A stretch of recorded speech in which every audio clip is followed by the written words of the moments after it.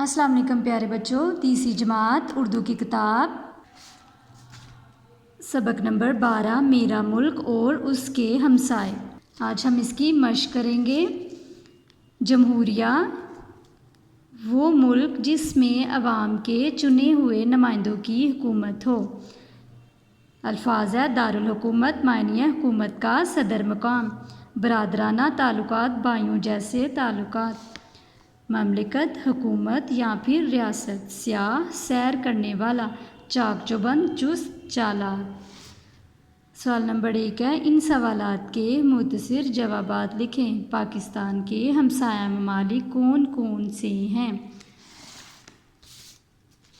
ایران، چین، بھارت، افغانستان۔ سوال نمبر 2 ہے، ایران کیوں مشہور ہے؟ ایران اپنے فنون مثلاً مصوری، شاعری اور ادب کی وجہ سے مشہور ہے۔ سوال نمبر 3 ہے، اصفہان نصف جہاں کیوں کہلاتا ہے؟ اصفہان اپنی خوبصورتی کے باعث نصف جہاں یعنی آدھی دنیا کہلاتا ہے۔ سوال نمبر 4 ہے، افغانستان کا قومی کھیل کون سا ہے؟ جواب ہے، افغانستان کا قومی کھیل بزکشی ہے۔ سوال نمبر 5، پاکستان کے مشرق میں کون سا ملک واقع ہے؟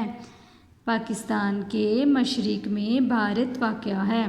سوال نمبر 6 ہے، چین کے ساتھ پاکستان کے تعلقات کیسے ہیں؟